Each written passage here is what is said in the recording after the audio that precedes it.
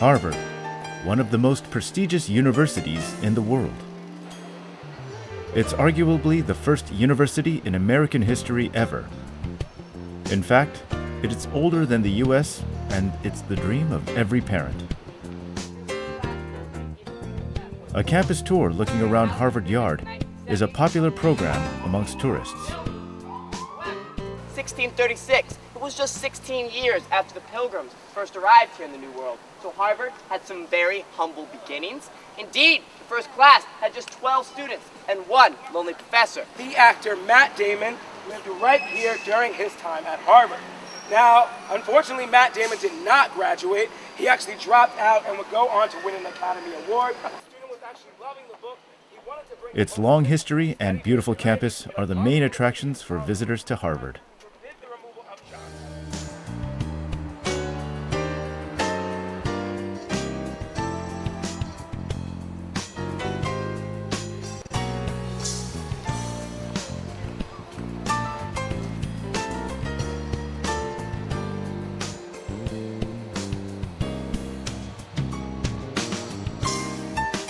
The tour ends in front of a statue of John Harvard, the symbol of Harvard.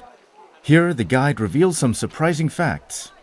John Harvard statue cast in 1884 by Daniel Chester French. It is the third most photographed statue in the country, but we are a campus. We do know this better as a statue of 3 lives. John Harvard, founder, 1638.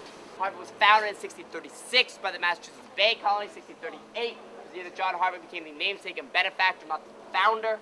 And the last lie is staring you right in the face. That's not John Harvard! Yes, the model of the statue is not, in fact, John Harvard. He was a benefactor, not the founder. And the year written on the statue is wrong as well. Now, what does it say about the school if the symbol of Harvard, standing in the heart of the campus, is full of lies?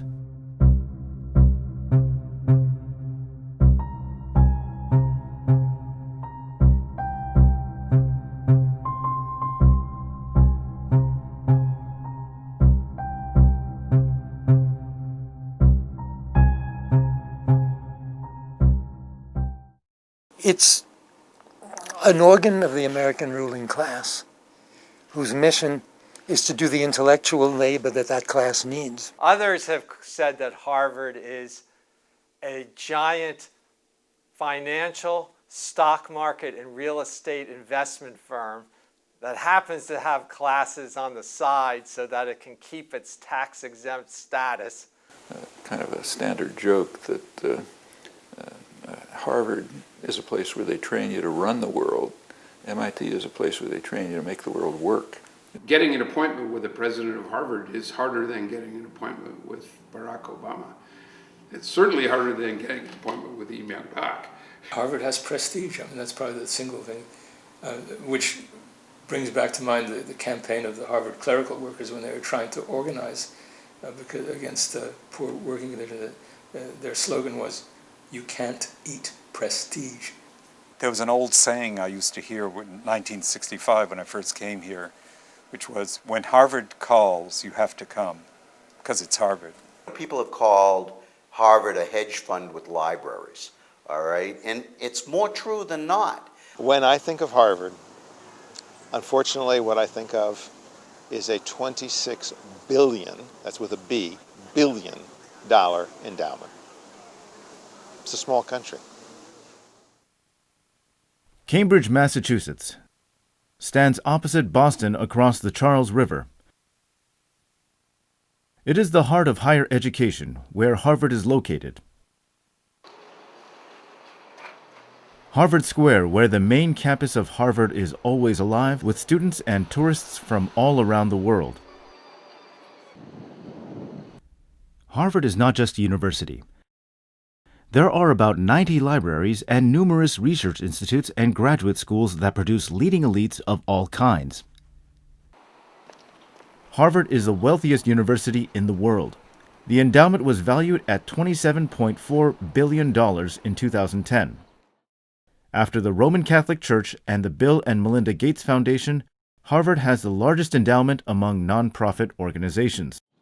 Its wealth does not include these beautiful buildings and thousands of acres of land. Moreover, many priceless works of art owned by Harvard museums are not counted at all. Its glorious network is another pride of Harvard. From John Adams to Barack Obama, 8 presidents were from Harvard, the most from any university. Felipe Calderon, President of Mexico. Ellen Johnson Sirleaf, first female elected president in Africa. Ban Ki-moon, Secretary General of the UN.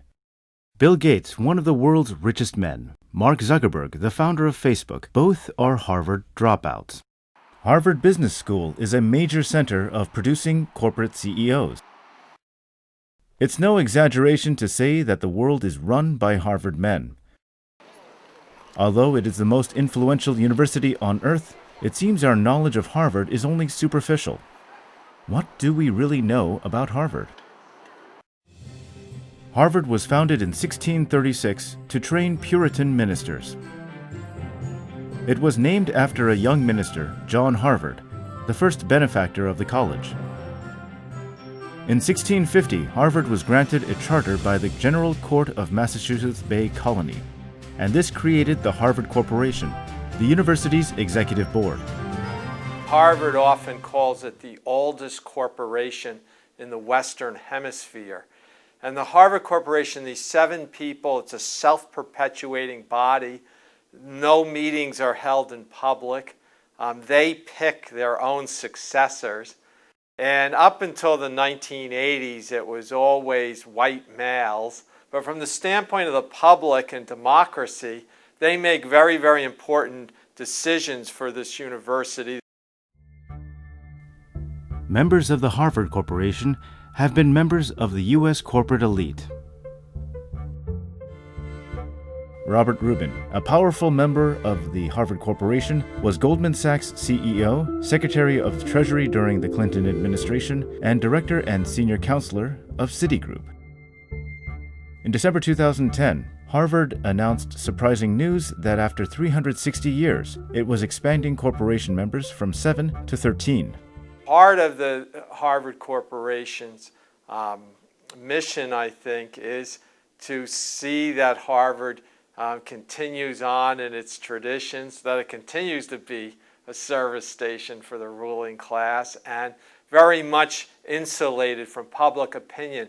Henry Rosofsky, who was a dean at Harvard, did a book called The University, an Owner's Manual, and he openly bragged that democracy doesn't make everything better. And Harvard and the Harvard Corporation, in his mind, was proof of that. Between the 18th and 19th century, Harvard became as modern as today's universities. Harvard has always stepped together with America's destiny. Always there has been between America and Harvard a harmony of interests. Every venture of Harvard has been a response to national interest or national need. Harvard became a college because America needed a college. Harvard is what it is today because America wants and needs what Harvard is.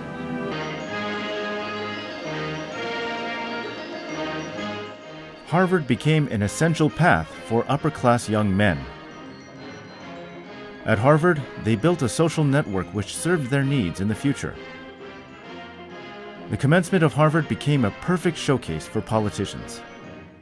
And you will know that we shall never tire nor weaken, but march with you into any quarter of the world that may be necessary to establish the reign of justice and of law among men. Harvard's character can be described in 3 key words: rich, white, and male.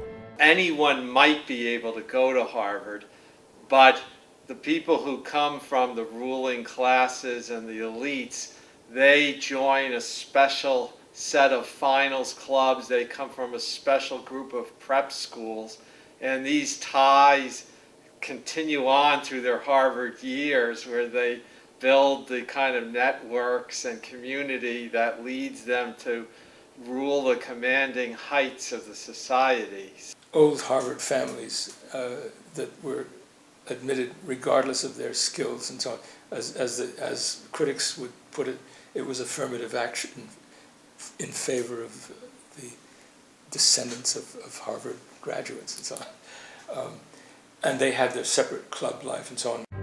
The Lawrence strike in 1912 showed the true character of Harvard as a university for the rich. The Lawrence textile workers were working under terrible conditions with low wages, and many of them were women and children. The workers started to strike under the slogan, "Bread and Roses." As the strike continued, the Massachusetts government brought in the militia. An interesting thing was Harvard students were mobilized under the motto, "Defend your class." Harvard college students were even given exam credits if they volunteered to serve in the militia in Lawrence. In 1919, during the Boston police strike, Harvard students again performed powerful strike-breaking actions. Harvard students marched across the Massachusetts Avenue Bridge to help break the strike, essentially. They provided strike breakers. Harvard was founded by white Anglo-Saxon Protestants. The first African-American Ph.D. was in 1895. Harvard's wall was too high for people of color. When I first came to the United States, I was the first Vietnamese ever to attend Harvard College because Harvard was very exclusive.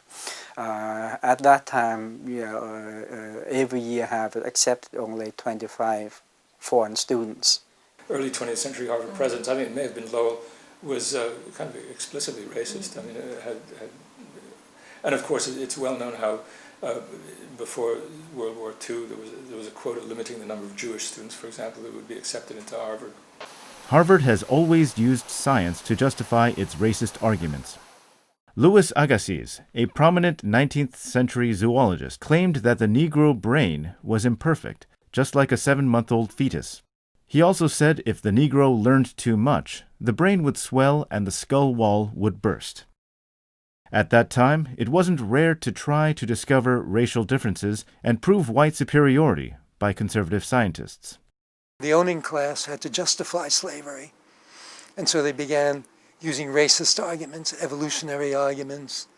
After Darwin, they claimed that the tropics produces lazy, inferior people, but that the temperate zone is challenging and therefore produces superior people.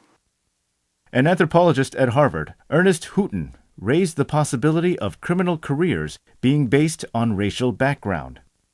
Many professors at Harvard put a great deal of effort into proving white superiority.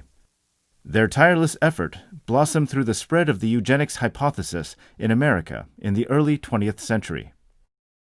Eugenics began with Francis Galton, an anthropologist in 19th century England. It was a strong belief that class and racial differences are determined by genetics. They believed humans can be improved, and for that reason, people with bad genes shouldn't have children. Charles Eliot, president of Harvard in the late 19th century, was a firm believer of eugenics. In 1912, the first International Congress of Eugenics was held in London, and he served as U.S. Vice President for that Congress. Winston Churchill was another Vice President. A prominent biologist, Charles Davenport from Harvard, was a leading figure of the American eugenics movement. Davenport was at Harvard for many years. He really became very active in the eugenics movement after he left Harvard, but he was a Harvard-trained geneticist. He was actually quite a good geneticist in terms of the straightforward things like human disease, etc. But I think he lost his intelligence when he started looking into racial differences. Davenport became director of the Cold Spring Harbor Laboratory in New York State, where he launched the Eugenics Record Office. Their first mission was to determine the most unfit Americans. There was more and more immigrants coming into the country, and many people didn't like that.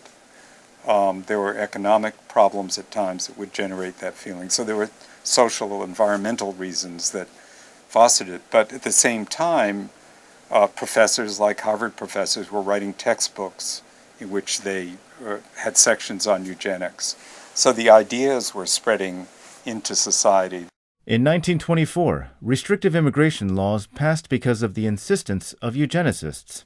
Moreover, until the 1930s, sterilization laws were passed in over 30 states in the U.S., and about 50,000 people suffered from forced sterilization. Eugenics spread to Europe and particularly prospered in Nazi Germany. The Nazi scholars used American sources to justify their own social Darwinism. So for the German doctors, racism was not forced on them by Hitler. If anything, they were pushing Hitler to be more racist and more eugenicist. And they relied on support from the United States, from conservative American scientists who gave them respectability. The shock caused by the Holocaust made eugenics disappear from the textbooks. Today, eugenics has changed into genetics, and the same arguments surrounding genetic research continue. Radcliffe, a woman's educational institute, opened up in 1879. Until the 1960s, women could not attend Harvard directly, and before World War II, they were not allowed to come into Harvard Yard classrooms. Harvard faculty, they would teach the boys in one place, in the yard, and then they would walk up the street, go to Radcliffe, and teach the same class again to the Radcliffe women. And this went on for a long time. But at World War II, the classes were merged. From 1963, Radcliffe students received Harvard diplomas as well. In 1999, Radcliffe was fully merged into Harvard, and Harvard finally became a co-educational institution. However, the number of male faculty far outnumbered female professors.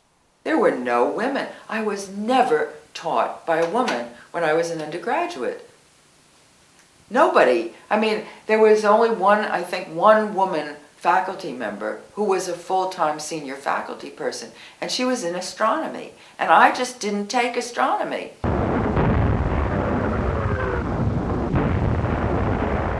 World War II was a major turning point, opening up Harvard's exclusive entrance policy.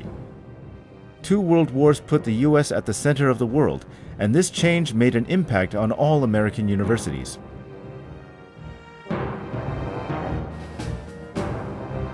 In 1944, the GI Bill of Rights passed, supporting higher education for World War II veterans. Many of these veterans crowded into universities, causing their rapid growth.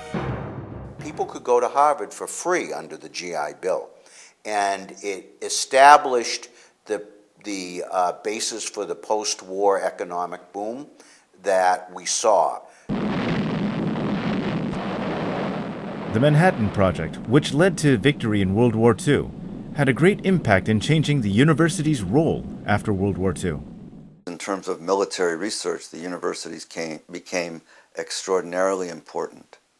For all these reasons, the expansion in higher education after World War II was dramatic, and higher education became one of the central forces of capitalist production. And a Secretary of State who chose commencement of 1947 to announce the Marshall Plan. In 1947, George Marshall was invited to the Harvard commencement, where he announced the Marshall Plan. The Marshall Plan was a European recovery program implemented to restrain the Soviet Union. The fact it was unveiled at Harvard shows Harvard's and the U.S. government's close relationship. After World War II, government support for universities' research rapidly increased, and many scholars happily served the government. A lot of American intellectuals at big universities at that time wanted to be of use to the government. They wanted to be advisors of different kind of whatever. That was their dream. So, you know, even if for a year or two, after they come back, they would have a lot of status. But even those who were not directly advising, their scholarship, their writing was mostly to support state ideology, state policies. Competition between the U.S. and Soviets to develop advanced weapons resulted in the rapid growth of universities. The tension from the Cold War had a deep impact on society. In 1957, Sputnik went up, and that sent a panic through the American ruling groups.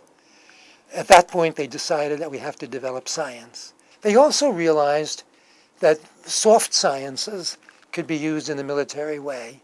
The use of anthropologists to assist the troops in colonial countries.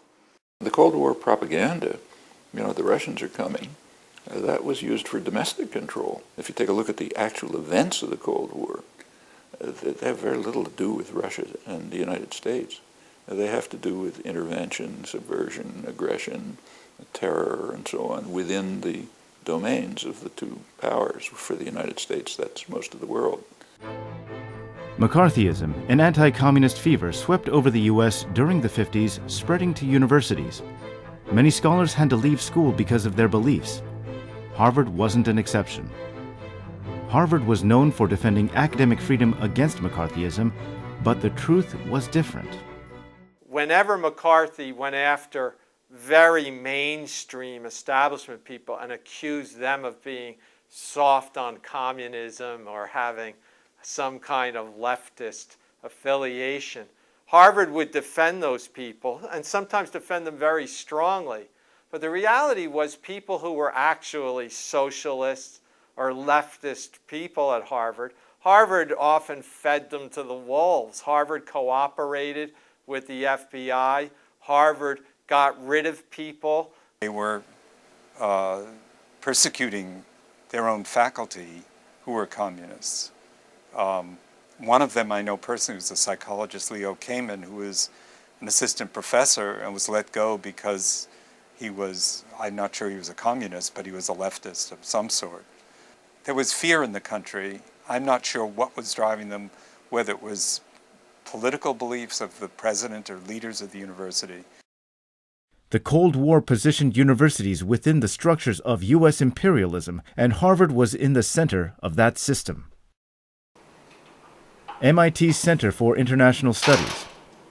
Though it is based at MIT, many Harvard men were involved in the founding of this center. In the early 50s, MIT was involved in a secret project named Troy, some of which still remains classified. This project resulted in establishing CIS, funded by the CIA. There was a center here, still is, Center for International Studies, and a political science department, which were openly funded by the CIA. Nothing secret about it.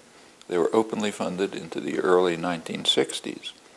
By the time the student movement got started, this had to be made more clandestine.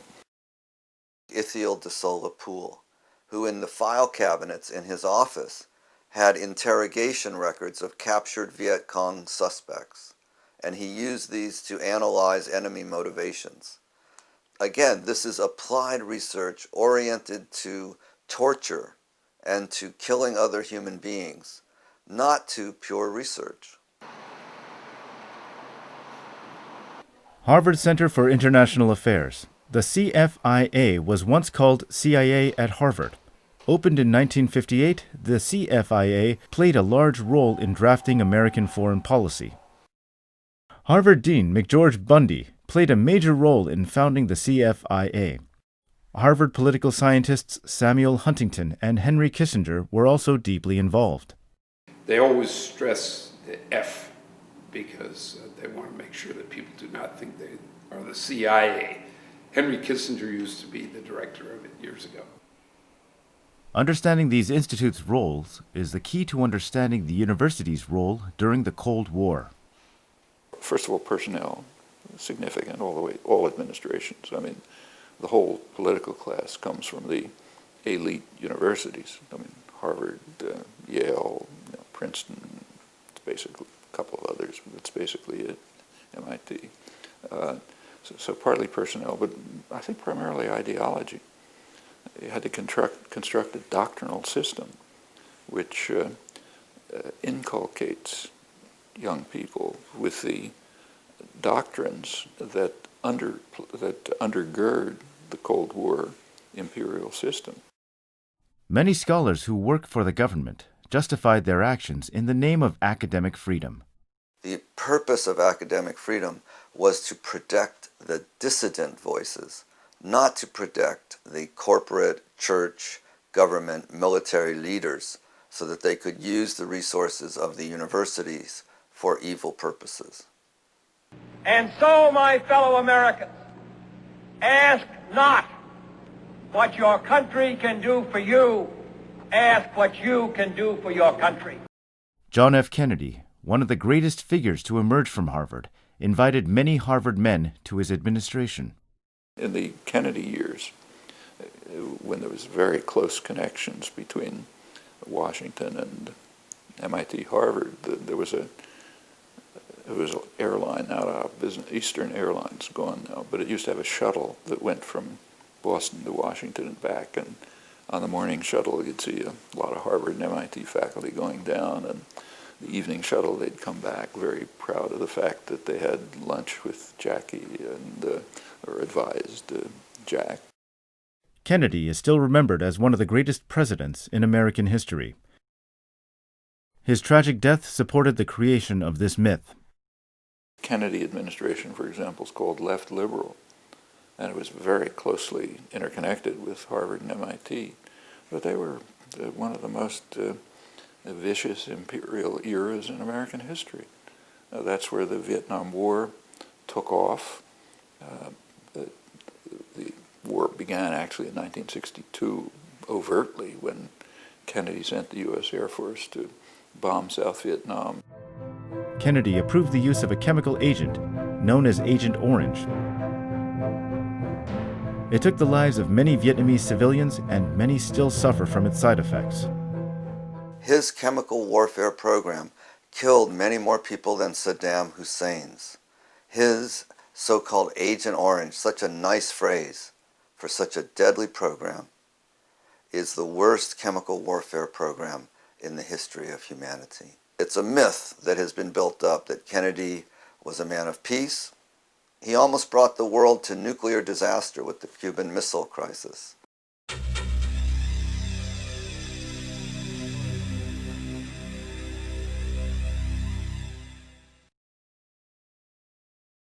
The expansion of area studies in the U.S. was another fruit of the Cold War. After World War II, the field of international studies increased rapidly. The expansion of area studies was based on the political needs of the U.S. government. After the Second World War, the United States was becoming a counterpart to the colonial administrator. The U.S. did it differently from the traditional empires. You didn't send administrators to run the countries. You did it in a more indirect way, but you still had to have that kind of, first of all, you had to have people on the ground, but you also had to have some kind of comprehension of how to deal with the leadership of these countries, which meant having area studies programs. The people who worked for enlarging area studies were OSS agents, the predecessor of the CIA. The prominent Harvard historian William Langer was one key figure. Langer was the head of the OSS Research and Analysis Branch during World War II. After the war, he had a major role in converting the OSS into the CIA. In 1948, the Russian Research Center was founded at Harvard. It was a fruitful collaboration between the intelligence agencies and Harvard, funded by the Carnegie Corporation. After reorganizing the CIA's research division, Langer became the director there in 1954. Langer also helped to start Middle Eastern studies at Harvard. Professor Rushauer was the head of the OSS, the Office for Strategic Service in Japan. Professor John King Fairbank was head of the OSS in China, and they together started Asian studies here in these countries. The main source of recruitment for the CIA is American universities, and specifically area studies places. So that it's, as the research arm of the university, its high technology was used to create weapons, so the social science arm of the universities became part of the CIA. The Rockefeller, Carnegie, and Ford Foundations also played an important role by funding large sums of money for area studies. At first, the Rockefeller and Carnegie Foundations took a dominant role, and after the 50s, the Ford Foundation also contributed significant amounts of money. McGeorge Bundy, Dean of the Faculty at Harvard, became the Ford Foundation's director and played a crucial role in expanding area studies. Bundy was the National Security Advisor to President Kennedy and left a powerful legacy in American foreign policy making. He was an important member of the Council on Foreign Relations as well. What exactly is the CFR? CFR, the Council on Foreign Relations, is a U.S. foreign policy think tank. Founded in 1921, the CFR has been very influential in American foreign relations. Though it is a non-governmental organization, its impact on U.S. government foreign policy is undeniable and incredible. Some people have called the Council on Foreign Relations, it's been called the real State Department, because many times John McCloy and others, he was the High Commissioner to Germany after World War II, said whenever we needed a man, he said, we would look down the rolls of the Council on Foreign Relations to pick people. The early CFR members have been the most global wing of the capitalist establishment, such as banks, oil companies, and corporate law firms. Developing the Marshall Plan, IMF, World Bank, and UN, the CFR group had a central role in creating a new world order for U.S. capitalism. During the Second World War, the top-level planners, Roosevelt's planners, State Department planners, the Council on Foreign Relations, which is the leading kind of extra-official center of foreign affairs concerns, elite center, they met, they had extensive meetings. It's called the War Peace Studies Group. And they lived 1939 to 1945, and they developed plans for a post-war world order in which the United States would dominate. They developed what they called a grand area. The grand area included, of course, the Western Hemisphere, which was taken for granted. It included all of East Asia, and it included the former British Empire. That includes, crucially, the Middle East. Harvard men played a central role in the founding and expansion of the CFR. Harvard's historian Archibald Coolidge was the first editor of Foreign Affairs. Edwin Gay, the first dean of the Harvard Business School, suggested the idea of foreign affairs. In many ways, they said, we will be the successor to the British Empire. That is our natural right. They studied a lot of the classics at Harvard where they learned about Greece and Rome. And sometimes they said the British are like Athens and Greece, and we are like Rome, and we will be the Roman Empire to follow them next. In 1973, David Rockefeller, the chair of CFR, formed the Trilateral Commission. Heir to the Rockefeller family oil fortune and a graduate of Harvard, David Rockefeller has been heavily influential in American foreign policy. The Trilateral Commission coordinated policies between elites in North America, Europe, and Japan, later widened to the whole Pacific Rim. Initially, each region had 60 representatives, comprised of politicians, business leaders, bankers, and academics. Trilateralists became a major force in the Carter administration. The Trilateral Commission ended up getting many of the positions in the first Carter administration, in the Carter administration, when Jimmy Carter came to power. Carter was selected as a member, and you kind of had a rift in the elite towards the end of the Carter years, where even David Rockefeller was very unhappy the way the Shah of Iran was treated. He felt Carter was talking too much about human rights. Another elite organization Harvard men were involved in was CPD, the Committee on the Present Danger. The first CPD was in 1950, convened by Harvard Cold War policymakers Paul Nietzsche and James Conant, the president of Harvard at that time. The second CPD was organized in 1976 by Paul Nietzsche, Harvard historian Richard Pipes, and others. The CPD became a main force of the Reagan administration. They insisted on the need for a massive arms buildup, the end of detente, and the escalation of U.S. intervention against communism. Richard Pipes wrote a piece in the late 1980s denying that Gorbachev was bringing true change to the Soviet Union, that he said it was a ruse designed to trick the West into believing that the Soviets had changed so we would be weakened and we would stop spending so much money on the military, which he thought was the right way to go. The CFR, Trilateral Commission, and the CPD may have different names, but the same Harvard men comprise these foreign policy pressure groups. I have a dream that one day on the red hills of Georgia, sons of former slaves and the sons of former slave owners will they be able to sit down together at the table of brotherhood. Free at last! Free at last! Thank God Almighty, we are free at last! Beginning in the 1950s, the civil rights movement brought huge changes to America in the 1960s. The impact of that civil rights movement was very, very important. And you can't stop you can't say it's time for the movement to stop. No, that's the big problem we experience. People have recognized that the civil rights movement had a tremendous impact on higher education in the United States and on education in general. The momentum of the civil rights movement continued in an anti-war movement. Professors and students started organizing teach-ins and traveled to many campuses. Teach-in is to go to different universities, talk about the war, teach people, talk about U.S. involvement, and that eventually blossomed into the peace movement. SDS, Students for a Democratic Society, led anti-war demonstrations. Many intellectuals and students were against universities' roles in conspiring in the Vietnam War.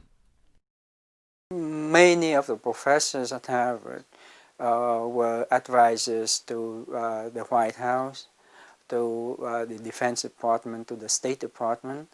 Then there were also professors, at MIT, like Ethion Solapong, people like that. And so the Cambridge crowd of intellectuals were the people who were mostly responsible for the war. We began to realize that Harvard, being so entwined with the elite, being so entwined with the government, wasn't a neutral bastion of ideas and study and education, but in fact it worked hand in glove with our government.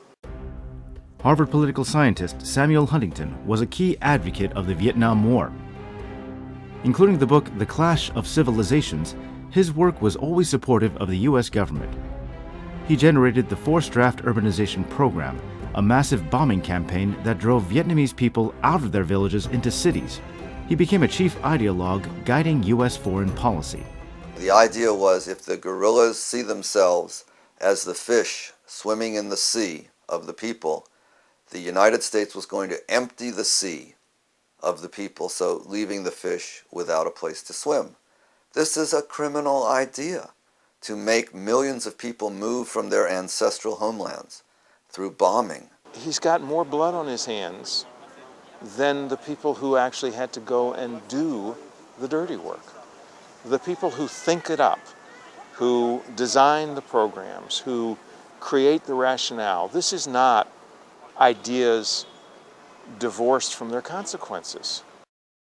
Another Harvard man who contributed to the Vietnam Wars was Henry Kissinger. Class of 1950, Henry Kissinger had an enormous impact on American foreign policy. He obstructed the 1968 Paris Peace Accords to help get Nixon elected. Because he extended the war, about 20,000 additional U.S. soldiers and hundreds of thousands of Vietnamese were killed.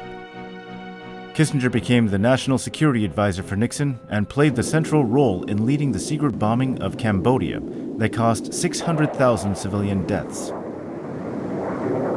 Henry Kissinger, when he gave the instructions to the military, saying his words were, "Massive bombing campaign in Cambodia, anything that flies against anything that moves."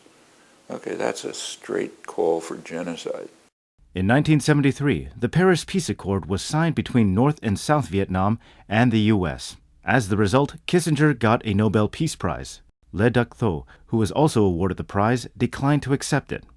Since retiring from official positions, Kissinger has been working as a consultant, still exercising a powerful influence. Kissinger would say, "I never bombed anybody," and he would be right. And yet, his policy led to hundreds of thousands of people being killed in Indochina through U.S. military actions. The Vietnam War had a huge impact on U.S. society. Many students protested against racism, bureaucracy, war, nuclear weapons, sexism, and other forms of oppression. In 1968, as Martin Luther King Jr. and Robert Kennedy were assassinated, protests intensified. Students protested professors getting funding from the Pentagon and the CIA and attacked institutes closely related to war research. Harvard was no exception. At that time, the most important issue was stopping the ROTC program, which operated openly on the campus. ROTC actually began at Harvard during World War I. It was another symbolic way in which the university was saying, we support what our government's doing, and we're going to materially help it by training officers. And so it was a very symbolic way that we could say the university is involved. And so we were saying, no ROTC on the campuses. In April 1969, Harvard students took over University Hall, where the university's government office was located. It was the first occupation in Harvard's history. We found documents that even surprised us. It turns out that all the time that they were denying it, the government, the university administration, was actively pursuing CIA funding for its professors, its departments, and its programs. According to the documents students uncovered, Harvard had been funded by all sorts of agencies, including the Army, the Navy, and the Air Force. Harvard was a hotbed of CIA secret research, as the university became an attached lab executing the research the U.S. government needed. Harvard rushed to bring police onto the campus to drive out students, and the police used ruthless violence against nonviolent students. The police were furious. They're throwing people down the stairs, and they're dragging people, and they're wailing people. So in a very real way, in that moment, all that we've been talking about with the war, with the violence of the elite, with the hidden violence, with the hypocrisy, crystal clear to thousands of students. The brutal violence resulted in the first strike in Harvard history. Protests were diffused all around the country. There are no American combat troops in Cambodia. There are no American combat advisors in Cambodia. There will be no American combat troops or advisors in Cambodia. In 1970, protests peaked as Nixon invaded Cambodia. In May 4th, 4 college students were shot to death by the National Guard at Kent State University. 10 days later, 2 students were killed at Jackson State University as well. Furious protests erupted around the country. However, the ruthless shootings brought shock and fear. The shootings had a chilling effect on many activists who dropped out, moved to the countryside, and on others made them very desperate, going underground to work against the government. All of this meant the space of popular engagement was shrinking, so the movement gradually dissipated as the war wound down. At this time, the Trilateral Commission published The Crisis of Democracy, a report concerned with excessive democracy. The activism of the 60s caused great concern among elite circles. It was too democratic. There were policies undertaken to overcome this freedom that was so threatening. Just all kinds. One very straightforward one was just raising tuition. If you look back at that time, tuition was sort of within reach. And now, if you go to even a state college, you come out with a tremendous debt burden. Okay, that's a control system. In fact, from the late 1960s to early 70s, the funding from government to universities decreased. The Harvard graduate students' strike in 1972 was a significant event that happened as a result of these changes. Because of budget cuts by government and corporate foundations, Harvard cut scholarships which were salaries to graduate students. Harvard decided, as this was its management style, that its least well-paid employees would take a cut in salary. Now, the way they did this was to cut a tuition waiver. it was $1,000. Now, and we were only getting paid, those of us who were getting paid most, were only getting paid $3,200. Graduate students immediately formed a union demanding policy change. As the negotiation wasn't making any progress, they decided to take a one-day strike on March 28, 1972. At that time, graduate students taught a considerable number of classes. The strike had a huge impact. Graduate students were actually teaching was 1,700 fifths. 1,700 fifths translates into 340 full-time faculty salaries. In other words, if they did not have teaching fellows teaching the undergraduates, they would have had to hire 340 more full-time faculty at real salaries. With Professor John Dunlop and 6 representatives of graduate students, Harvard formed a committee, but after a year they couldn't reach any agreement. The graduate students had to work on their dissertation and leave soon afterwards, so forming a committee was just a clever way to destroy the union. During this time, a very important change occurred in the U.S. Neoliberal policies were implemented in American society. In 1974, Friedrich Hayek, a free market capitalist. 2 years later, Milton Friedman, another free market advocate, received Nobel Prizes in economics. Both justified neoliberal policy and had great impact on American society. In 1974, Harvard established HMC, the Harvard Management Company, to invest their endowment and begin global property management. In the 70s, a lot of interesting innovation and transformation occurred in the way that money was managed in general, and specifically how institutional investors tried to manage their assets. For a lot of universities, particularly larger ones with large endowments like Harvard, they turned to professional management of the assets.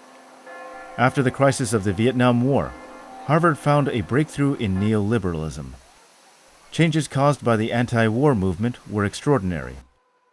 ROTC disappeared on the campus, and admissions policies became more flexible for women and people of color. Another important change under neoliberalism was decentralization. It is a very decentralized place. The Harvard saying is every tub on its own bottom, which means every program is supposed to run itself and finance itself. One of the demands of the student strike of 1970 was that the universities stop doing war research. MIT divested itself of the instrumentation laboratories, but they just renamed it the Draper Labs and moved to a brand new corporate building down the street. Harvard, in its decentralization program, made the central administration appear to have no accountability for its CIA research that Samuel Huntington and others were involved in, and other kinds of research. They moved to a neoliberal corporate-style management, which in effect led to a lack of accountability on the part of the central administration. In 1985, Harvard's professor Nadav Safran's secret affair with the CIA was revealed. As the director of Harvard's Center for Middle Eastern Studies, Safran secretly received $45,700 from the CIA for a conference. He also received more than $100,000 for his book about Saudi Arabia. His secret contract with the CIA specified that the agency had the right to review and approve his book before publication. Harvard said that they had no knowledge of the affair, and Dr. Safran defended himself, claiming he was an independent scholar. To me, that was not surprising, but what was surprising was the blatant way that he defended this thing, and how Harvard, was not embarrassed enough to kick him out right away. Because they said things like, freedom of academic freedom and things like that. Today, Harvard faithfully accomplishes the U.S. government's agenda, and at the same time is globally influential around the world.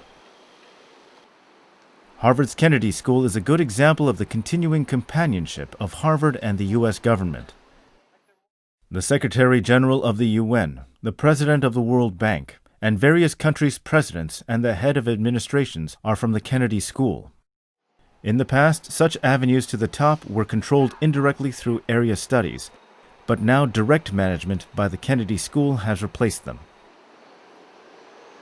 Democrats and Republicans, the same imperialist warmongers, committing genocide around the world in their wars and occupation. Yep, the bill was not for the poor, it's for the rich. Remember that?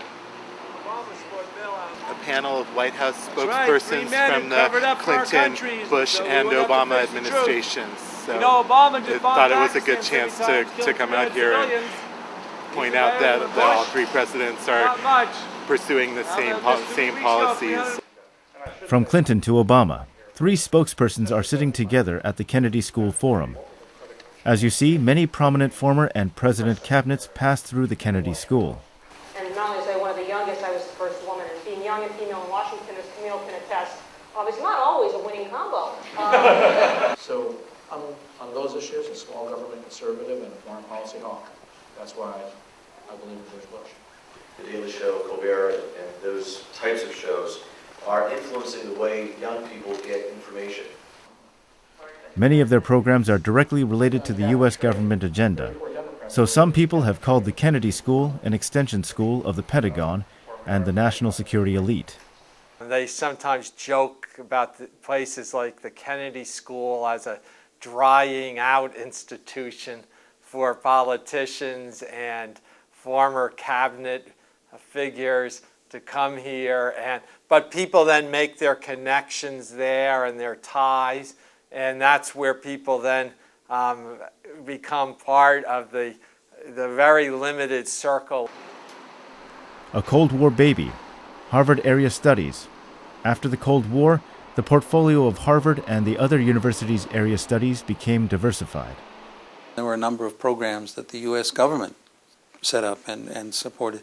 Some of those still continue. The NDFL, the National Defense Foreign Language Study programs and other things are funded by the federal government and encourage the study of foreign languages in particularly high priority areas.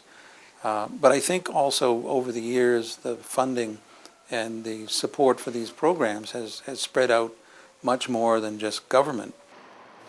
Today, Harvard Area Studies plays a great role creating a global community centered on Harvard. Various countries' elites network through Harvard Area Studies.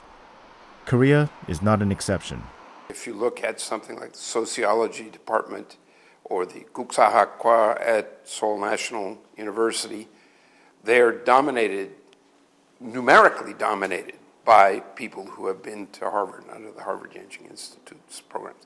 In some fields, such as Korean history, the Harvard-Yenching Library is a very valuable resource. Harvard's Korea Institute opened in 1981. Including hot political issues related to South and North Korea, it holds various events and research studies.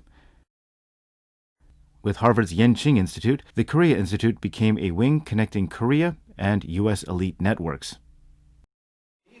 What I'd like to do then is sort of say a little bit about what the Shijo was historically. Shijo is a 3-line Korean poetic form, often exploring bucolic, metaphysical, and cosmological themes. Today, with conflicts between race and religion deepening, Harvard's area studies role is very much important as Harvard students eventually become global elites running the world. Students at Harvard who are going to have real impact in the world after they graduate, and if they go out there without understanding of the world at large and of other people, other cultures, other forms of artistic expression, and also other ways of doing business, other ways of running a government, if they don't have some really strong understanding of that, then they're not going to be as effective in the world at large once they are out in it. So I think area studies in that sense is very important. Harvard's global influence was revealed during Russia's economic reform process. In 1989, the Berlin Wall crumbled, and 2 years later, communism ended as the Soviet Union collapsed. The climate had already changed from this security focus of the Cold War and how can we beat the Soviets to the notion that how can we help them, how can we help these countries now become market democracies.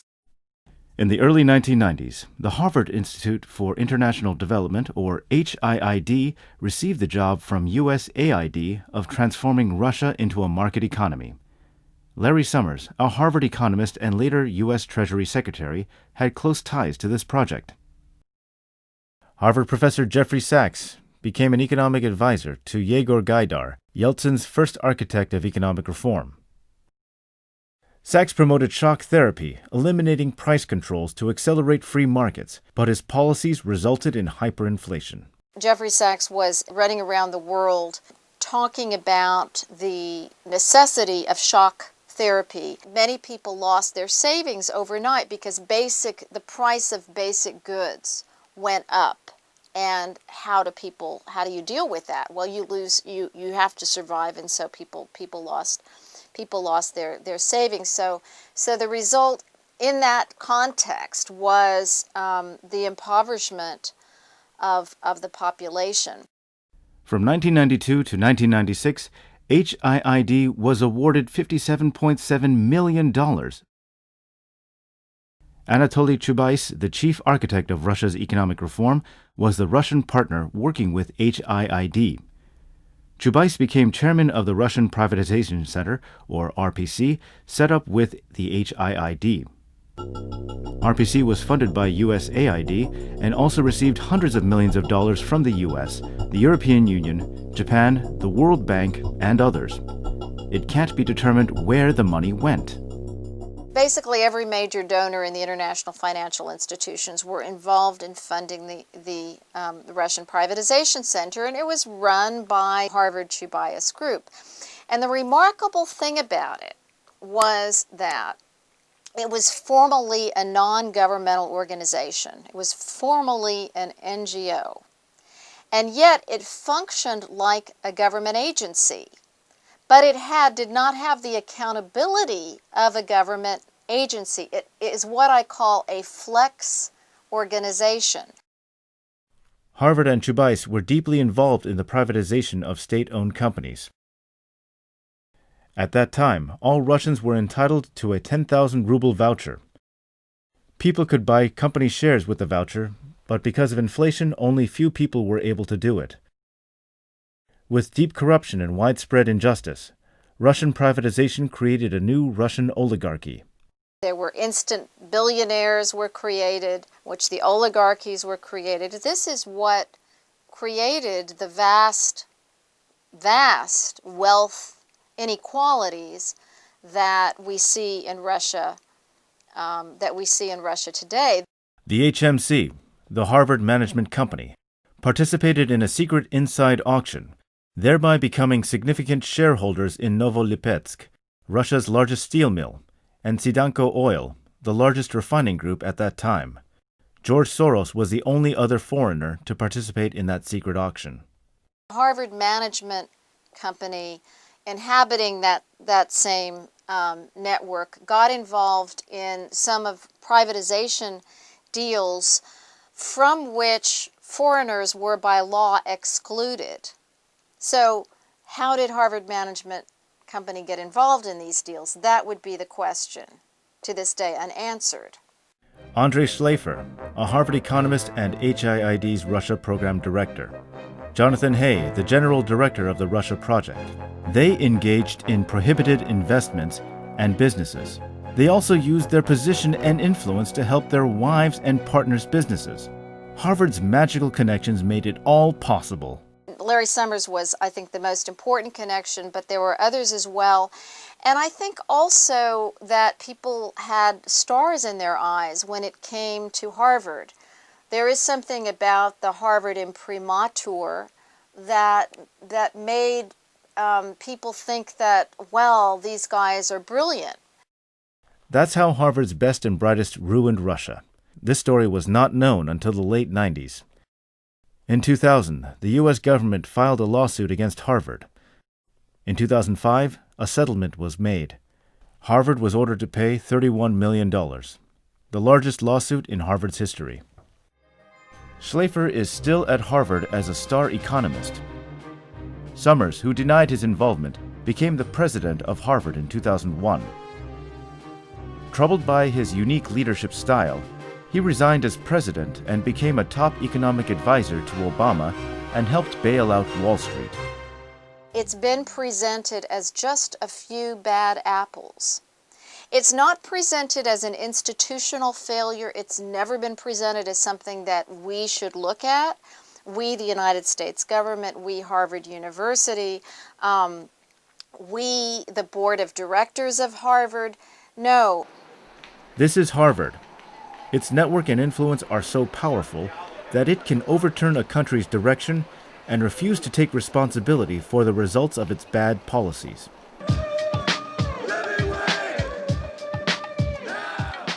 Another occupation in 2001 was a significant event, confronting Harvard's neoliberal policies. Starting with a small group opposed to global sweatshops that make clothes for Harvard, students realized workers on campus faced similar issues: union busting, terrible working conditions, and poverty wages.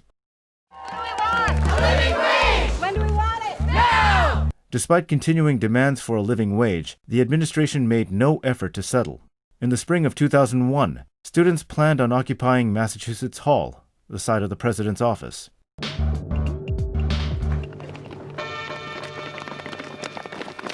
When we initially started to plan this sit-in, we thought maybe we'd be inside the building for a few hours and then we'd be arrested. And it would all be very quick, but at least it would draw attention to this problem. But given the history of student protests at Harvard, the university decided instead that they would just ignore us and say, oh, it's just free speech, it's no problem.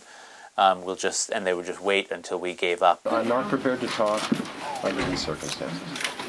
Under the circumstances. After the administration refused to talk, students occupied the building for 21 days. Outside the building, many others continued protest in solidarity. Every night we stayed there, the police surrounded the building, but at night, when things were quieter, workers would come and talk to us.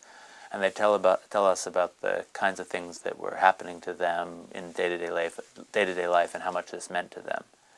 And workers also said that for the first time, people that they worked with were asking them about the conditions they face, what is life like, and suddenly they weren't invisible anymore on campus. And so hearing from workers that it was already changing the atmosphere on campus made it a really amazing experience. All right. 7:30, everybody. It's time to get up. No one knew how long they could stay. But rallies outside were growing. People held candlelight vigils to support the students. And soon Harvard Yard turned into a giant campground. Workers held rallies and began to speak up. Over 300 faculty members signed an open letter of support. Harvard students are demanding higher pay for hundreds of campus workers. Finally, the mass media began to mention the student protest.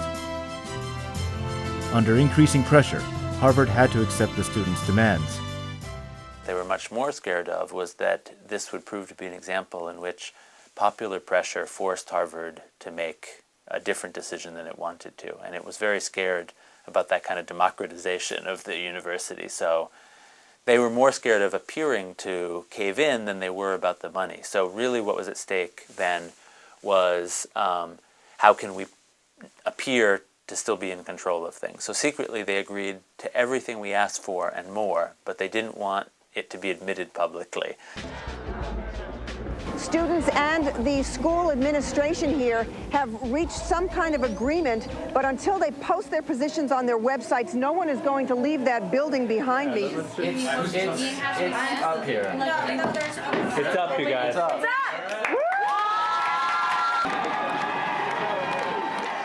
It was a precious victory made possible by students, workers, and communities bonding together. Most importantly, the occupation brought attention to how the richest university in the world exploits workers under a neoliberal policy. But the students' occupation couldn't stop Harvard's neoliberal policies and its after effects.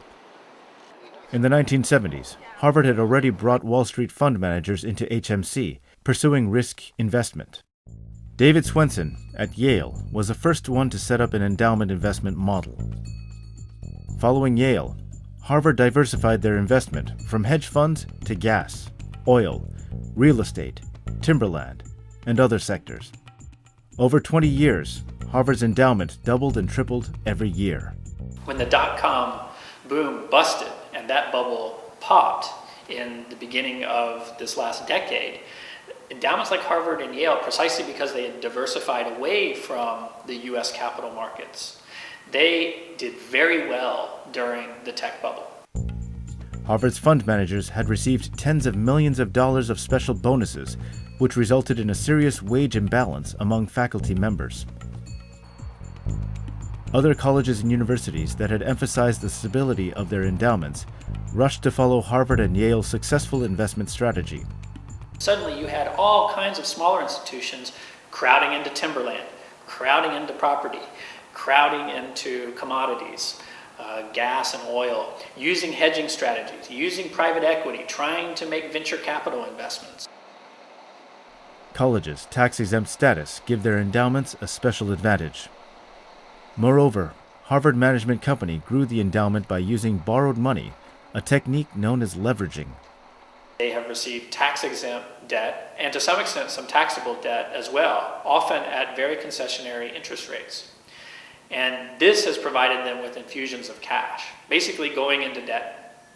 And that is how they were able to get infusions of cash to meet their capital calls and to unwind a whole series of other kinds of investment strategies that proved to be absolutely disastrous during the financial crisis.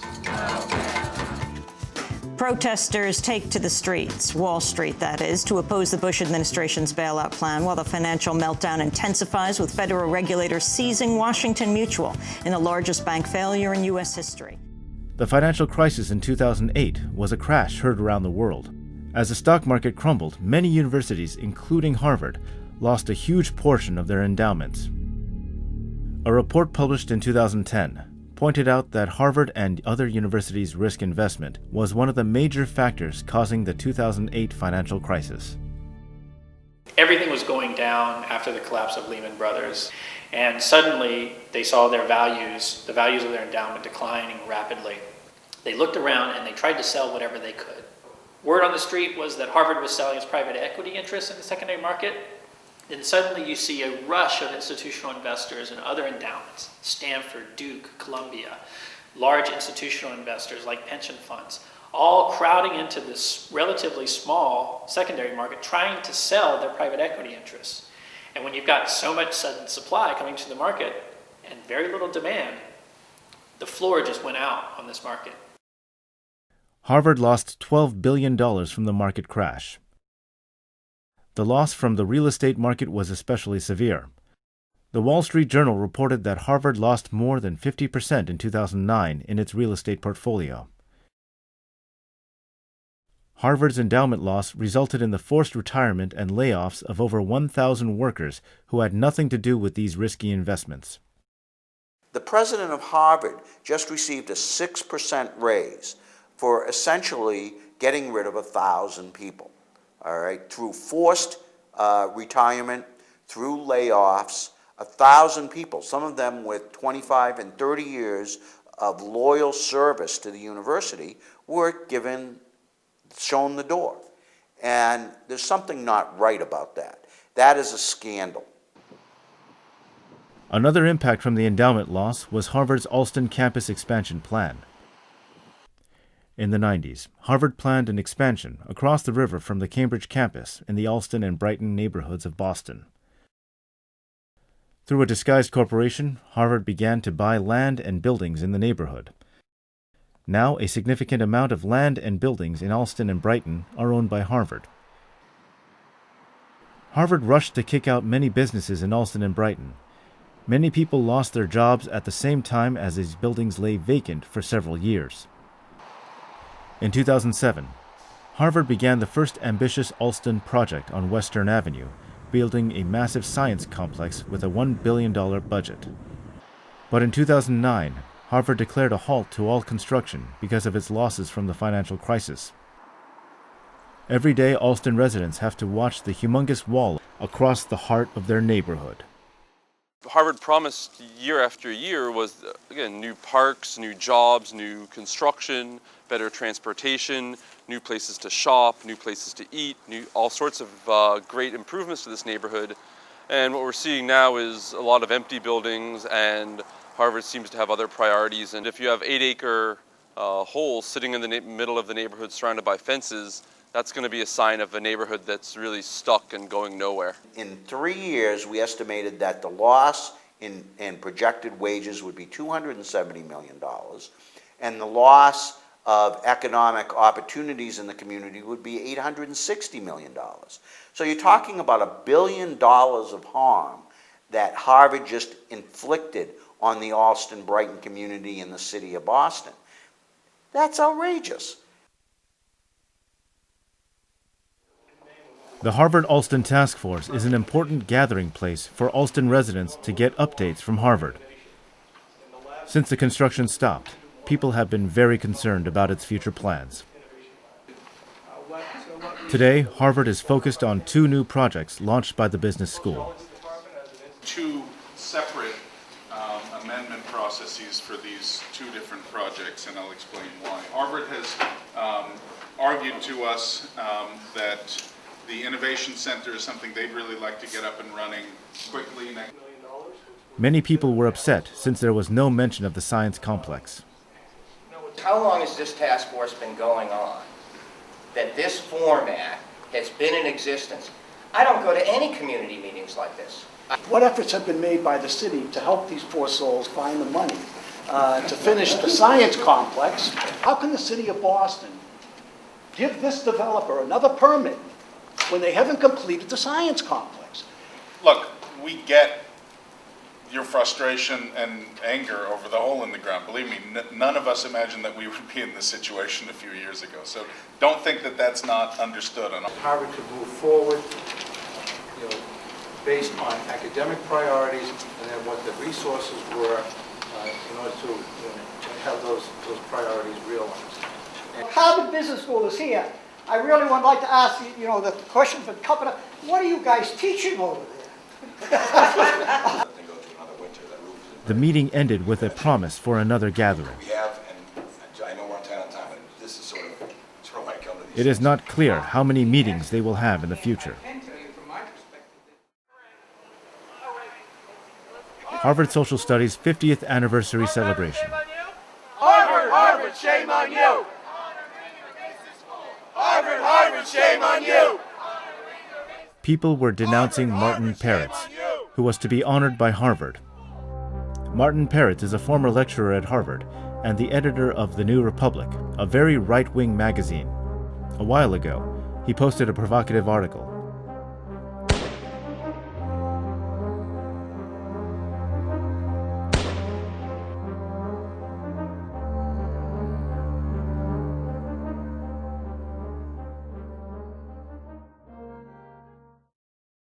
The posting caused an online scandal, but his friends raised more than $500,000 for social studies, and Harvard was going to honor him.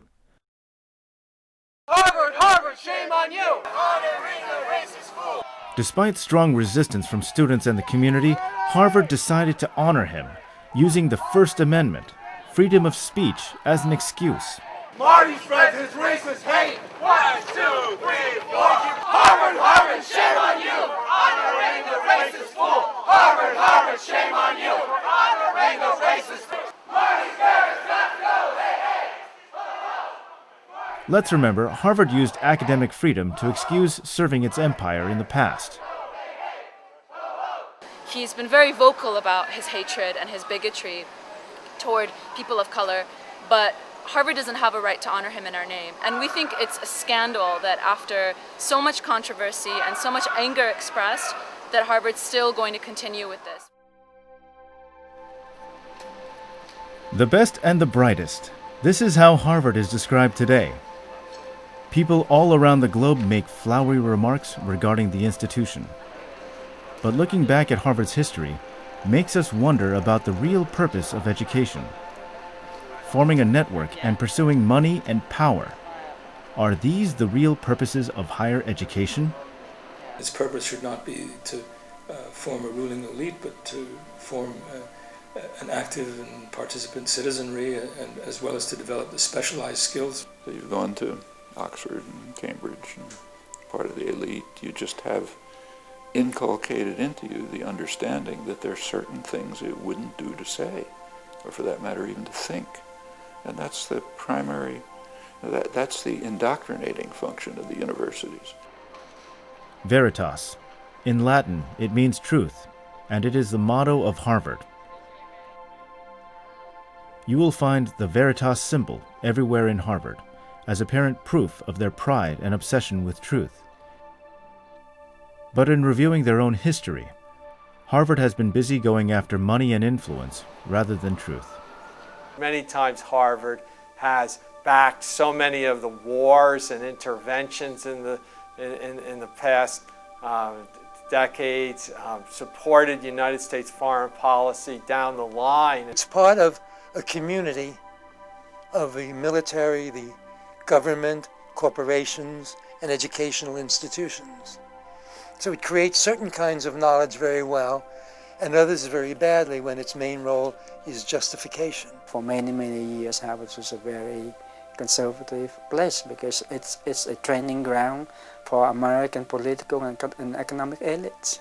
It does serve as a magnet for certain types of important intellectual activity, but at the same time it's just like any other major institution in this society. It has its interlocking relationships with agendas that have nothing to do with and that are sort of contrary to serious critical intellectual inquiry. They're really prostituted.